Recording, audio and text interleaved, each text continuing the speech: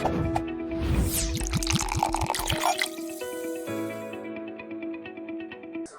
this is Andrew Condalis, and I'm at the Cross States Convention with Tracy Donahue, CEO of Cross Valley Federal Credit Union.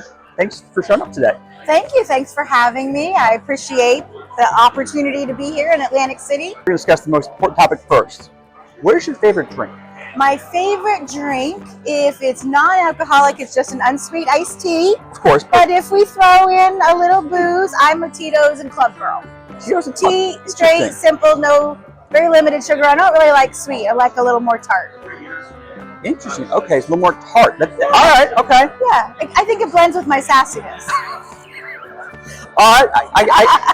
I can see that. All right. So, obviously, you're CEO of a credit union. What sort of issues are you seeing? We are seeing lots of issues. I mean, we are very fortunate in the sense that, we aren't seeing the rise of delinquency as quickly as maybe people in the Philadelphia market or Pittsburgh market. However, we also know it's coming. So Right. Usually, I'm in the Wilkes-Barre, Scranton area. It ends up kind of getting to me usually a couple months later, like the trials and tribulations. So I'm fortunate enough to get to see what other people go through and what I expect to go through sometimes.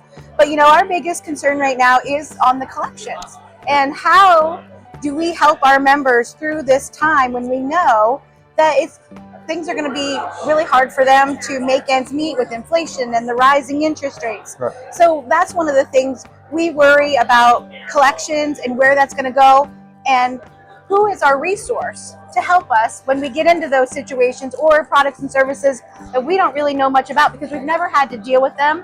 Because usually the smaller credit unions are more vanilla and don't have as many of the bigger issues. So we look for somebody to help us. Interesting. And any issues with automobile loans and delinquencies there?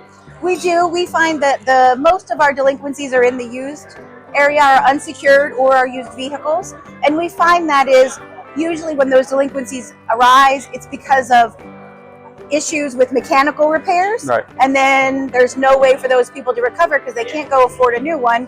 They can't trade it in, so they're stuck. So we do struggle. Yeah. So also, when it comes to automobile loans, obviously you want to, I just mentioned, work with your members to try to resolve the issue ahead of time. Because last thing I do is go try to take their car or go to court. But unfortunately, sometimes if people aren't working with you or there's really no solution to get them current, what you have to do is, unfortunately, initiate legal action to go get the car. So what you do is there's no option to actually go and collect on the automobile loan. What you can do is file a complaint to go ahead and basically ask the court to give you an order giving you the legal right to take the car again if they're not voluntarily surrendering the vehicle.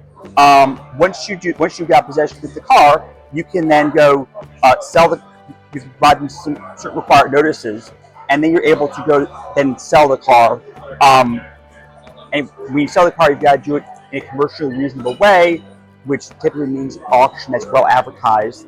And then once the car is sold, you're then able to go ahead and collect on the difference between the automobile loan and what you're able to get what you're able to sell the car for. Again, the difference between the automobile loan and what you were able to get the car for. And that's called a deficiency. And that is something that Wealth can assist you with.